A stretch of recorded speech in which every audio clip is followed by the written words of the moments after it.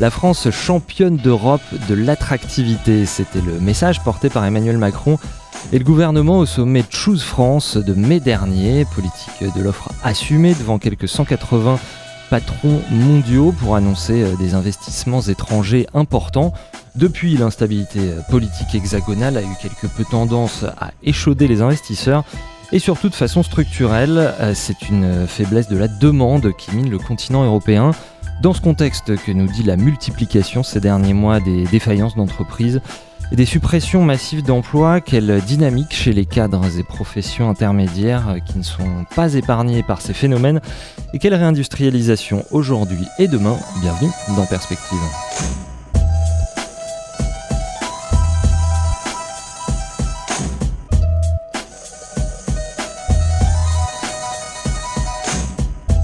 Autour de cette table, Fabienne Tato, bonjour. Bonjour. Secrétaire nationale de l'UGICT CGT et représentante de la CGT au CESE, le Conseil économique, social et environnemental. À côté de vous, Catherine Emery, bonjour. Bonjour. Déléguée syndicale CGT à Sanofi, où vous êtes technicienne chimiste. Et Anaïs Voigilis, bonjour. Bonjour. Docteur en géographie, chercheuse associée à l'IAE de Poitiers. Et puis je précise que vous travaillez aussi dans le privé. Vous êtes cadre dirigeante d'une entreprise de la chimie. Merci à vous trois d'avoir accepté cette invitation.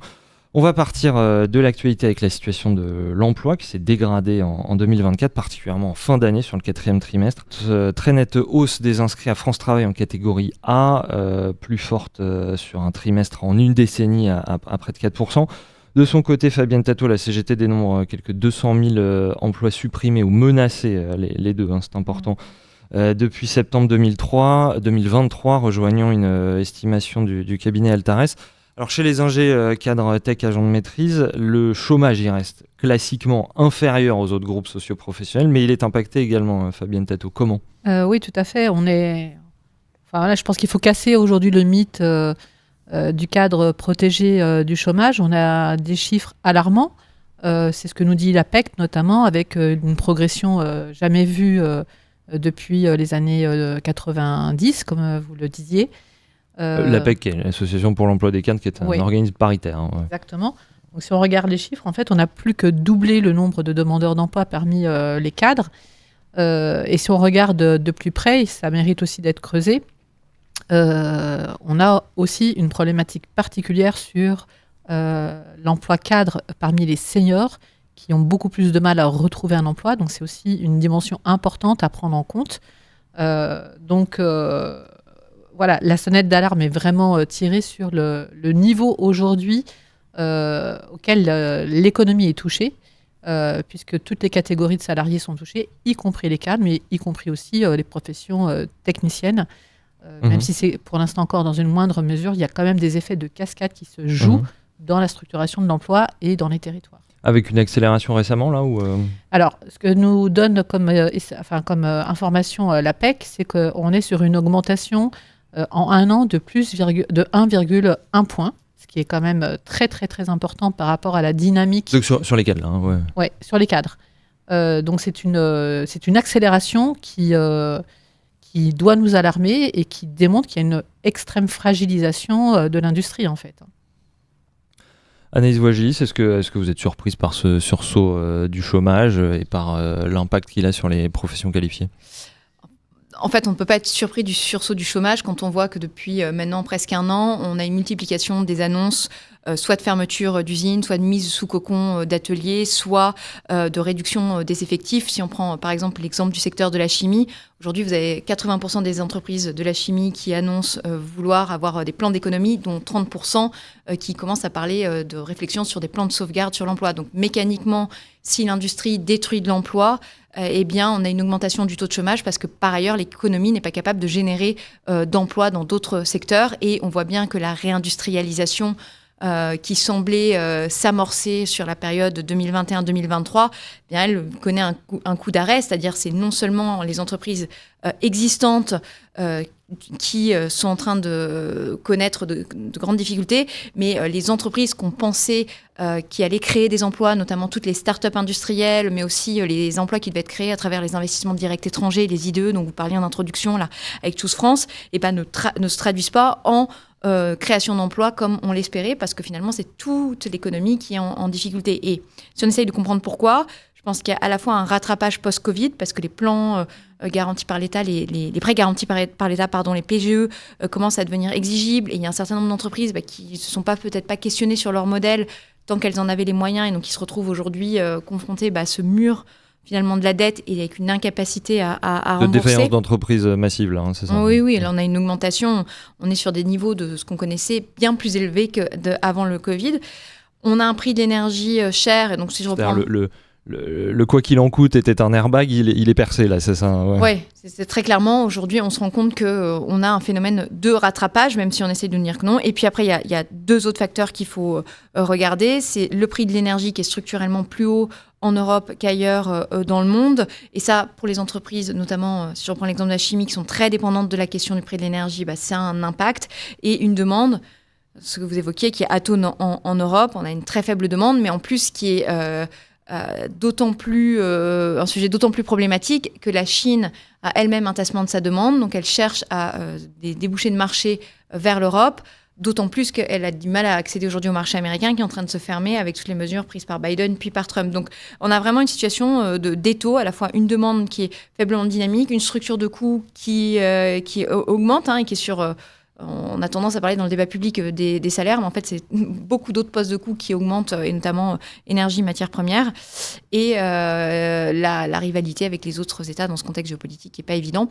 Et donc, si on a des destructions d'emplois dans l'industrie de manière générale, ça touche forcément les cadres. Et je pense que ça va toucher peut-être même plus les cadres aujourd'hui que ce qu'on a pu connaître dans des plans sociaux des années 80-90, parce qu'on a aussi une évolution de la structure de l'emploi, et on a de plus en plus de cadres dans les entreprises, et donc par effet de débordement. Je cherchais le mot, mais par effet mécanique, ça touche aussi les populations de cadres. Et donc peut-être que la question qu'on pourrait se poser, c'est pendant longtemps, moi j'entendais toujours dire c'est le plein emploi chez les cadres.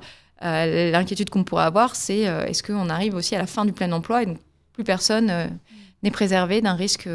Les cadres donc touchés par la désindustrialisation, quand on a l'image d'une usine qui ferme, on pense à des ouvriers. Fabienne Tato, une réaction à ce qui a été dit? Déjà, peut-être, il y a quand même un chiffre extrêmement marquant. Tout à l'heure, vous demandiez quelle était l'accélération.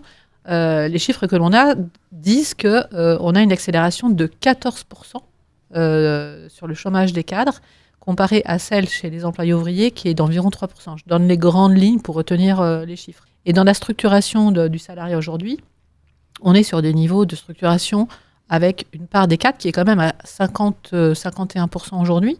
Donc du coup, l'effet est quand même assez massif de ces évolutions. Dans l'emploi général? Oui. Un G4 technicien agent de maîtrise. Oui, c'est ça.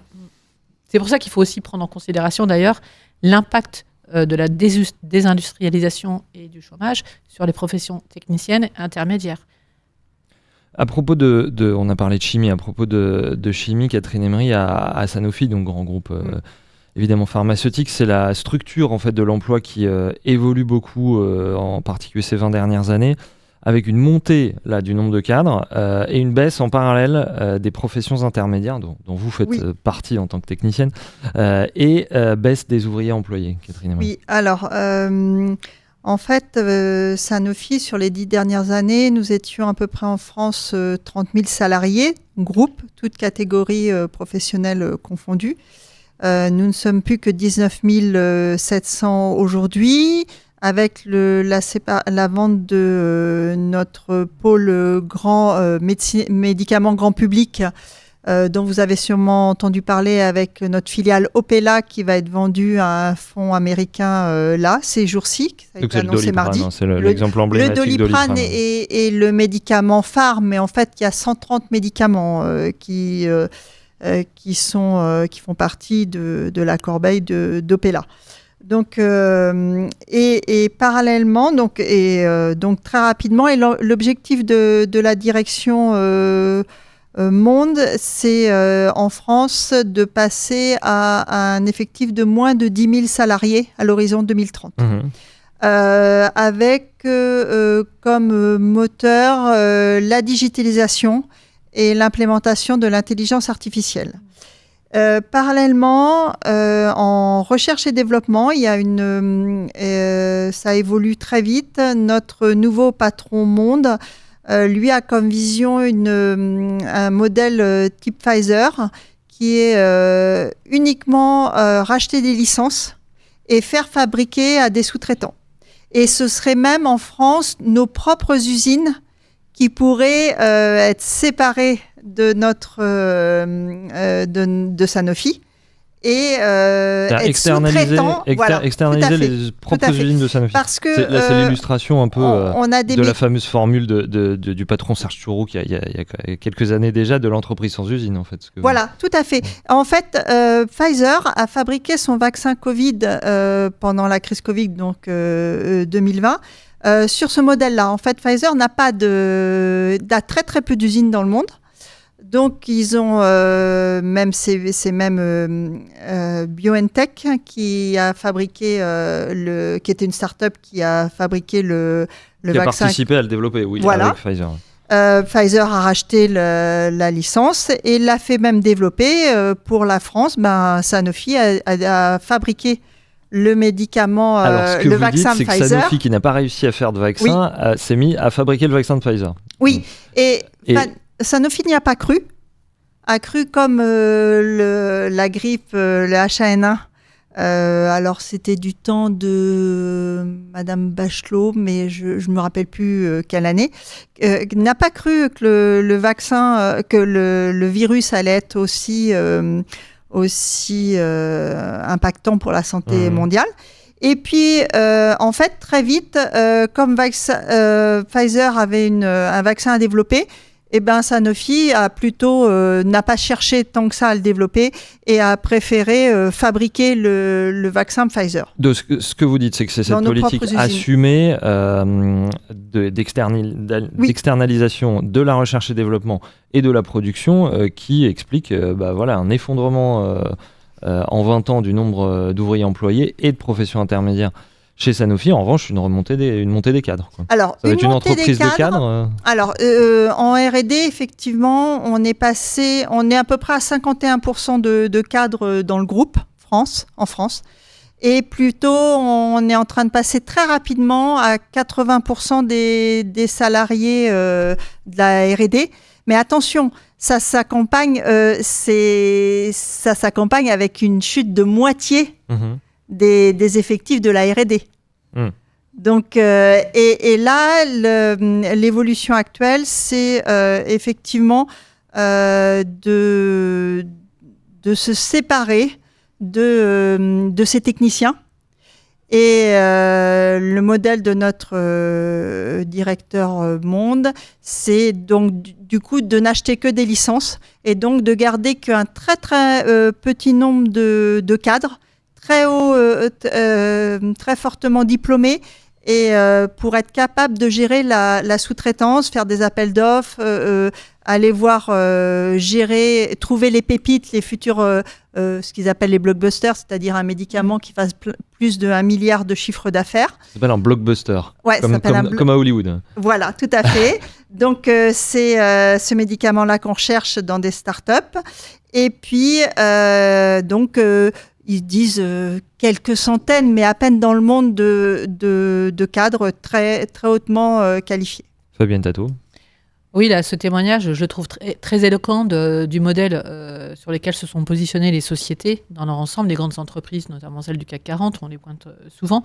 C'est celle, en fait, de la balkanisation de leur activité et de leur déresponsabilisation sociale et environnementale, par ailleurs aussi.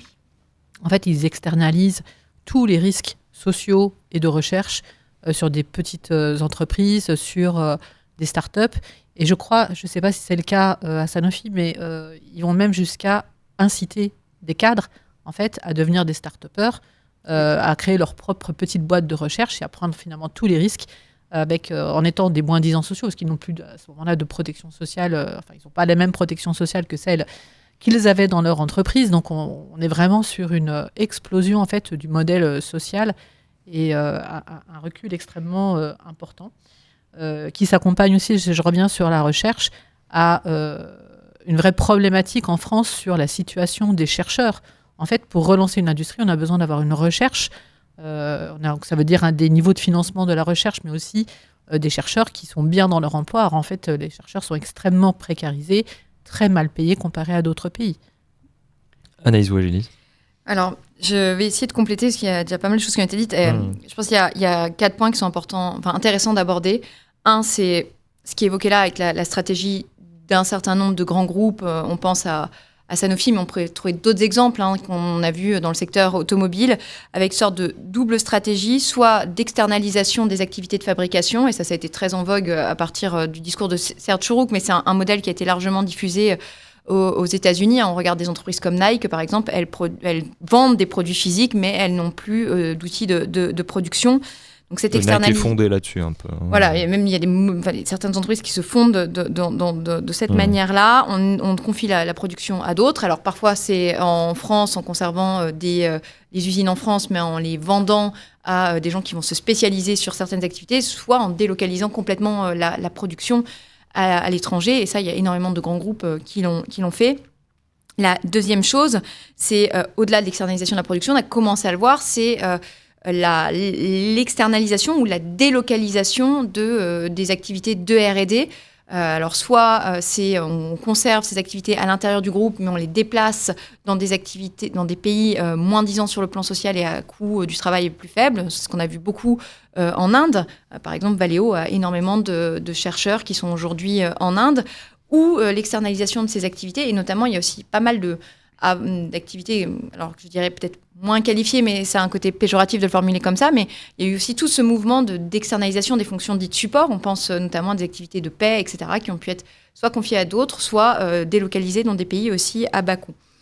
La deuxième chose, c'est que c'est intéressant de regarder le comportement de ces grands groupes à l'aune de leur responsabilité aussi dans la désindustrialisation de la France, c'est-à-dire qu'ils ne sont pas le résumé finalement des activités industriels en France. Ils sont souvent des donneurs d'ordre à d'autres activités, à des entreprises souvent beaucoup plus petites, pour lesquelles ils ont pu avoir des comportements qui ont favorisé la désindustrialisation, soit en arrêtant brutalement des commandes. Et c'est ce qu'on voit beaucoup en ce moment dans l'industrie automobile, avec la conversion de véhicules thermiques vers le véhicule électrique, et beaucoup de fonderies qui se sont retrouvées avec plus de demandes de leurs donneurs d'ordre, et donc qui se retrouvent dans une obligation de fermer. Mais également, pendant très longtemps, c'était le non-respect des délais de paiement, donc ce qui a mis dans la difficulté des fournisseurs. Aujourd'hui, avec la loi LME, les délais de paiement sont mieux respectés, mais pendant plusieurs années, ça a été des choses assez désastreuses pour le tissu industriel. La troisième chose, je pense, c'est que ça nous questionne vraiment en termes de politique publique et de stratégie de réindustrialisation, si on se pose d'un point de vue de l'État. Un groupe comme Sanofi a été massivement aidé au moment du Covid, notamment pour essayer de trouver une réponse en produisant un vaccin. Et donc, on peut se poser la question on subventionne massivement d'un côté et ça induit de la destruction d'emplois de l'autre, parce que le groupe revoit sa stratégie. Et donc, c'est comment est-ce qu'à un moment, on s'assure que l'aide publique, elle permette bien de garder de l'emploi et de l'activité sur le territoire, mais aussi la répartition de la valeur au sein des filières. Donc, je parlais des entreprises qui sont un peu en situation de dépendance de leur donneur, mais c'est vraiment comment on répartit la valeur dans une entreprise entre les actionnaires de l'entreprise, les dirigeants et ensuite l'ensemble des salariés, mais aussi au sein des chaînes de valeur, parce que quand on confie la production à une autre entreprise, en général, elle le fait dans des conditions qui vont être un peu moins disantes et avec, elle aussi, une obligation de compresser ses coûts, puisque celui qui va acheter le produit va demander en général d'avoir des optimisations. La dernière chose qui se pose, à mon avis, dans ce contexte, c'est la structure du capital et la gouvernance des entreprises, puisque les grands groupes français se sont massivement internationalisés, donc ce qui permet de contribuer au rayonnement de la France dans le monde entier, de créer des emplois et d'une certaine manière, à certains, de garder des activités. Mais cette internationalisation, elle se fait souvent aussi au détriment du territoire français, et avec une gouvernance qui s'internationalise aussi. Et plus votre gouvernance est internationalisée, moins votre sensibilité pour le territoire France ou européen va être important. Et donc se pose la question de comment est-ce qu'on peut rééquilibrer ou mettre des garde-fous. Est-ce qu'on doit avoir un actionnariat public qui joue plus son rôle, et donc ça demande à l'État d'avoir une vraie vision de ce qu'il fait de ses participations, et à mon avis aujourd'hui on est faible là-dessus. La question de la place des salariés dans les conseils d'administration, et peut-être la question aussi de la répartition du capital, avec une place donnée plus importante aux salariés dans l'accès au capital pour faire des mécanismes de garde-fous. On va absolument y venir. Si on reprend la logique sur plusieurs décennies, quand j'étais petit, dans les dernières décennies du siècle passé, le récit, ce qu'on nous expliquait, c'est que la tertiarisation dans le cadre de la mondialisation, notre économie allait se concentrer sur l'amont et l'aval de la production, donc la conception et les services, réputés à plus forte valeur ajoutée, et qu'il ne fallait pas tellement s'inquiéter du fait que les ouvriers seraient en Chine ou en Europe de l'Est, puisque nous allions tous être des professions qualifiées, y compris quand ma génération étions au collège et au lycée. C'est le récit qui nous était donné de cette tertiarisation dans le cadre de la mondialisation. Est-ce que ce qui n'a pas été anticipé, c'est que finalement ces pays-là se sont mis eux aussi à avoir des professions qualifiées. C'était peut-être même un péché d'orgueil de la part des gens qui avaient pensé ça comme ça, et qu'aujourd'hui ces emplois-là sont délocalisés eux-mêmes.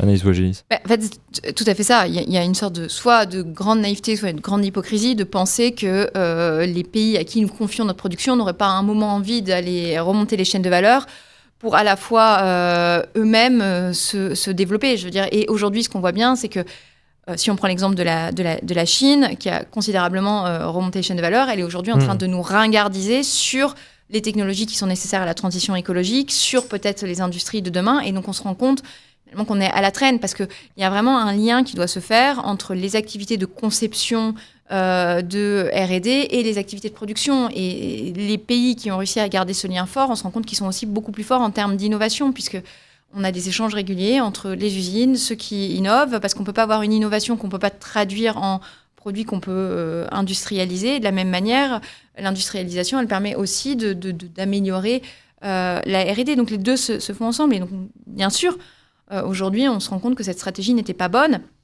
Et de la même manière, je pense qu'il y avait aussi une illusion de se dire qu'on allait créer des emplois qualifiés et rémunérés comme on pouvait l'avoir dans l'industrie, même si l'industrie, elle n'est pas sans défaut et sans critique, hein, elle est loin d'être parfaite. Mais ce qu'on se rend compte, c'est qu'on a détruit de l'emploi dans l'industrie, où vous aviez à la fois des conventions collectives qui étaient peut-être plus protectrices, des rémunérations qui étaient plus élevées, pour des activités avec des conventions moins protectrices, où on a aussi paupérisé, c'est-à-dire on a besoin de logistique, mais aujourd'hui, la réalité est que la logistique, elle est moins rémunératrice, moins créatrice de valeur que une activité industrielle, et on n'a pas réussi à recréer ça. Et d'une certaine manière, on a aussi pas posé la question du travail, le sens qu'on donne au travail, le travail qu'on voulait. Et aujourd'hui, qu'est-ce qu'on a développé massivement ? C'est aussi des emplois de gens qui sont auto-entrepreneurs dans des métiers de services où ils ne sont nullement protégés, et donc on a aussi cassé tous les mécanismes de défense collective qu'on pouvait construire. Et donc ça a été un échec. On a créé certes des emplois à forte valeur ajoutée, mais on a aussi créé toutes sortes d'emplois extrêmement précaires et dépendants des arbitrages des uns et des autres. Catherine Emery, est-ce que vous voyez des illustrations? Alors oui, tout à fait. Alors en ce qui concerne les emplois qualifiés, c'est vrai que chez Sanofi, nous sommes passés au départ, le modèle, il n'y a encore pas si longtemps que ça, c'était les chimistes, l'industrie chimie, donc qui avait sa convention chimique, qui étaient des producteurs de produits chimiques, qui fabriquaient les principes actifs pour la pharmacie.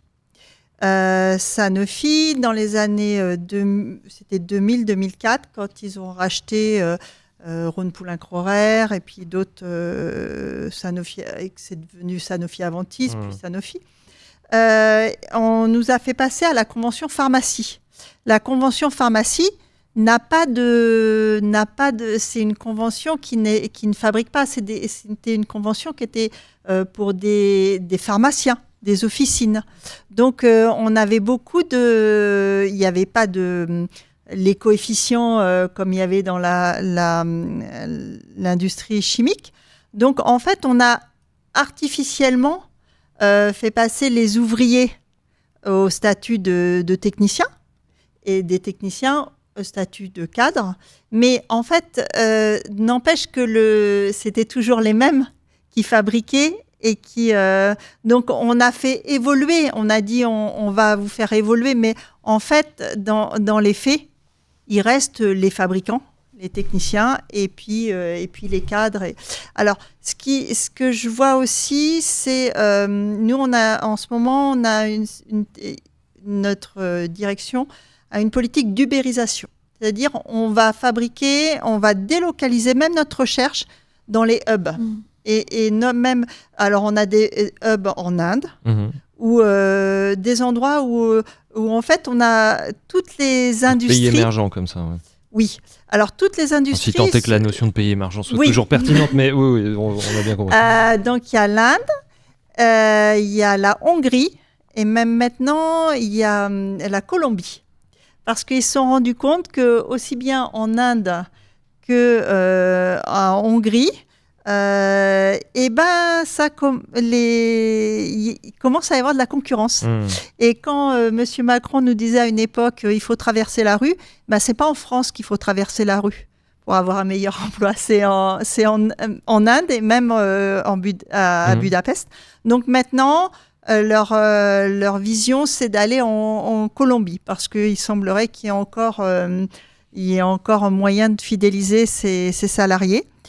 Et donc ça et donc l'emploi cadre va là-bas parce que c'est là-bas dont ils ont besoin aussi pour gérer les productions de principes actifs et aussi quand vous parliez de la Chine, nos produits chimiques nos principes actifs viennent beaucoup de Chine.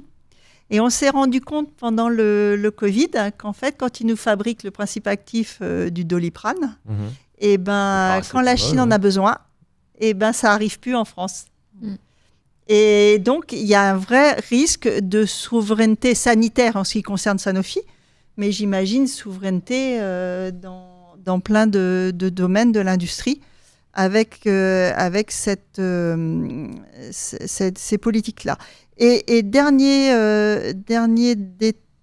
qui est pas un détail, notre direction financière nous a annoncé que avec l'arrivée de Trump et effectivement un prix de l'énergie qui est beaucoup plus stable et moins cher aux États-Unis, il y avait un fort risque que nos industries soient relocalisées aux États-Unis. Ce qui est quand même un changement au niveau mondial assez impressionnant, quoi, de potentiellement partir de la Chine ou partir de l'Inde pour envoyer nos industries aux États-Unis. Fabienne Tadot. Oui, les témoignages, là, je pense qu'ils sont assez illustratifs du fait qu'on est aujourd'hui face à des entreprises financiarisées qui n'ont pas de stratégie industrielle, qui n'exercent pas leur responsabilité vis-à-vis des territoires sur lesquels elles sont implantées, qui leur a apporté des moyens. Et donc, ce sont des stratégies qui sont complètement mortifères à la fois pour la souveraineté industrielle du pays, pour répondre aux besoins de la population. C'est ce que vous veniez d'expliquer là. C'est des stratégies qui poussent la concurrence le plus loin possible, avec stratégie de rachat des brevets, en rachetant des entreprises, puis en licenciant les salariés pour revendre avec du profit. Il n'y a pas de limite. Là, on est sur l'ubérisation, mais en fait, il n'y a pas vraiment de limite. Mais ce modèle-là n'est pas du tout un modèle. Il faut dépasser ce modèle-là, et c'est ce qu'essaye de faire la CGT au travers de ses propositions, pour rebâtir un modèle d'entreprise qui soit vraiment... dont la gouvernance permet en fait d'exercer et de mettre en place une stratégie industrielle sur toute la chaîne. C'est à la fois sur la chaîne de valeur de la production, mais c'est aussi dans la stratégie sur les besoins de compétences, la formation. On est en capacité, quand on est dans une entreprise qui a une stratégie industrielle, d'anticiper les transformations futures, les mutations, ce qui n'est pas du tout fait aujourd'hui. Non. Par exemple, alors qu'on est complètement percuté par l'intelligence artificielle qui vient bouleverser les conditions de travail et le contenu du travail également. Donc c'est clair qu'aujourd'hui, une entreprise financiarisée n'est pas en capacité de répondre aux besoins de la population et d'une nation, ça c'est sûr. Et quand vous parlez de stratégie, et puis nous, quand on pose la direction à notre en recherche et développement de Sanofi, qui n'est pas une petite entreprise et qui a quand même encore beaucoup de salariés, et on leur dit mais quelles sont votre vision sur quelle molécule ou sur quel axe thérapeutique on va travailler Là, je leur ai posé la question, moi, cette année, en 2026. c'est demain 2026. Ils m'ont dit, on ne sait pas, ce sera en fonction des opportunités. On a un plan, on change d'orientation stratégique. Ouais. Voilà, on a des orientations stratégiques qui changent tous les 6 mois.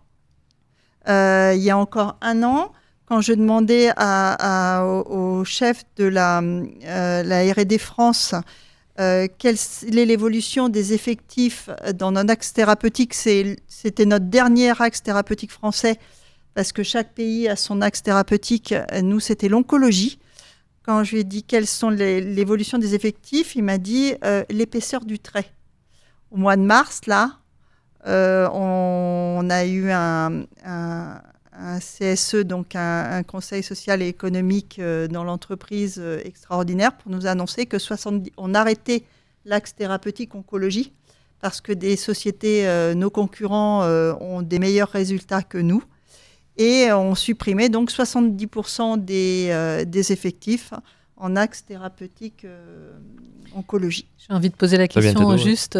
pour combien de crédits impôt recherche touchés par l'entreprise sans aucune conditionnalité par ailleurs? Alors, en fait, parce qu'ils ont touché les crédits impôt recherche, parce que Sanofi a investi dans le Paris-Saclay Cancer Cluster, qui est un centre qui réunit, centre de recherche, qui réunit l'Institut Curie, l'Institut Gustave Roussy et toutes les petites startups qui travaillent sur la recherche sur le cancer.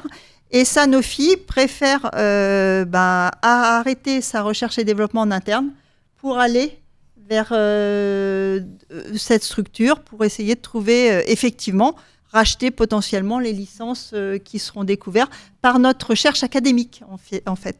Oui, Catherine Emery l'a dit, c'est un peu depuis la crise Covid qu'on a vu réapparaître ce thème de la désindustrialisation, de la réindustrialisation. Je le disais dans mon chapeau, la France d'Emmanuel Macron, elle assume explicitement une politique de l'offre à base de modération salariale et fiscale des entreprises pour se rendre attractive dans un cadre de liberté de circulation des marchandises, de liberté de circulation des capitaux qui, lui, n'est pas questionné. Qu'est-ce qu'on peut dire, Anaïs Ouagelis, de l'état de la réindustrialisation aujourd'hui, en particulier en France, et par rapport à celle peut-être qu'il faudrait, selon vous, en tout cas? Alors, je sais pas, on parle de réindustrialisation. En fait, on était plutôt dans une situation où on avait arrêté de se désindustrialiser, on avait réussi à stabiliser le poids de l'industrie dans le PIB, et on était dans une dynamique plutôt favorable puisqu'on ouvrait plus d'usines qu'on en fermait, on recréait de l'emploi, y compris dans des secteurs qui avaient pu être emblématiques de la désindustrialisation comme le textile. Et là, ce dont on se rend compte, c'est que la France, mais pas que, un pays comme l'Allemagne qui est aussi dans une situation de désindustrialisation, on est plutôt en train de se dire c'est peut-être la dernière grande vague avant qu'on n'ait plus vraiment d'industrie en Europe, et en particulier les industries de l'amont, les industries lourdes, donc tout ce qui est production d'acier, d'aluminium, les industries chimiques, qui sont les intrants de toutes les autres industries, mais qui se retrouvent mises sous pression à cause du prix de l'énergie, de cette demande, mais aussi de l'évolution des réglementations européennes du marché du carbone, qui sont à la fois une bonne chose d'un point de vue environnemental, mais qui sont à la fois insatisfaisantes dans leur définition actuelle, notamment la taxe carbone aux frontières, qui concerne les intrants, mais qui ne concerne pas du tout l'ensemble des chaînes de valeur, alors que si on voulait protéger notre industrie, c'est sûrement vers ça qu'il faudrait aller. Et un peut-être des points faibles de la politique industrielle qu'on a mis en place pour essayer d'engager la réindustrialisation, c'est qu'on a beaucoup misé sur le fait d'avoir un territoire attractif pour attirer des capitaux étrangers, donc pour maintenir et développer les sites industriels à capitaux étrangers, voire implanter des nouvelles unités sur le territoire, mais ça s'est peut-être fait au détriment du maintien du tissu industriel existant et de son développement, d'autant plus que ce tissu industriel existant est confronté à des transitions liées à la transition écologique, notamment dans le secteur automobile. C'est ce que j'allais vous demander.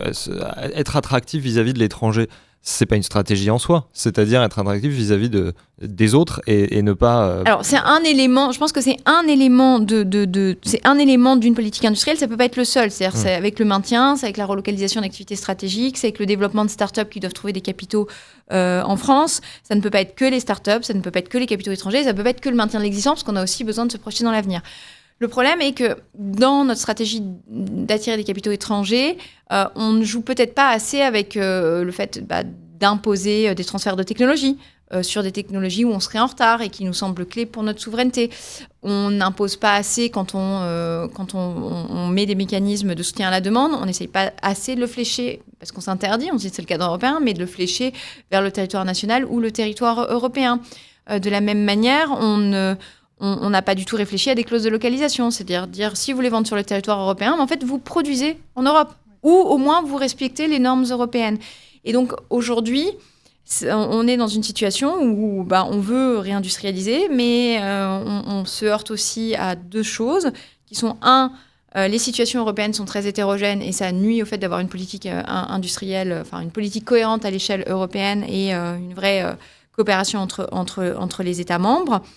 Et mécaniquement, aujourd'hui, si la France est déficitaire sur le plan commercial, l'Europe, elle, est plutôt excédentaire. Donc quand on parle de réindustrialisation de la France, comment ça se passe dans le contexte européen? Qu'est-ce que ça veut dire pour les autres États membres? Et quand on parle de renforcer la base industrielle européenne, il faut se dire que ça va se faire au détriment de quelqu'un.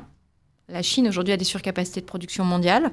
Renforcer la base industrielle européenne, c'est dire à la Chine, il va falloir que vous réduisiez votre propre outil de production parce qu'on est limité aussi à des limites physiques. Et ça c'est accepté qu'il y ait un rapport de force, de changer nos modes de discussion, la construction de nos normes, notre rapport au protectionnisme, sur les politiques commerciales. Et on ne se pose pas du tout ces questions-là. Et c'est vraiment ces questions qu'il fallait se poser dans la réindustrialisation. Si on se dit la réindustrialisation, c'est rapatrier des usines sans penser le cadre européen et sans penser le cadre mondial. Et pour faire quoi par ailleurs? Et pour faire quoi? Et comment? Et quelle industrie? Dans quel but? Etc. On ne va pas y arriver. Et il y a derrière ça, on dit réindustrialiser, on a la transition écologique, donc on doit transformer nos unités de production. Donc ça pose des questions d'infrastructure. C'est quoi nos investissements en termes d'infrastructure? C'est quoi la politique énergétique de la France? C'est quoi la politique ferroviaire? Et c'est quoi l'anticipation? Parce que toutes ces mutations peuvent aussi induire de la casse sociale.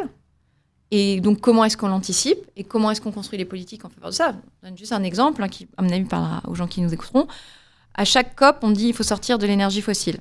Et je pense qu'on est tous d'accord pour dire qu'il faut sortir des énergies fossiles au regard de leur bilan environnemental. Une fois qu'on l'a dit, comment ça se traduit en politique industrielle?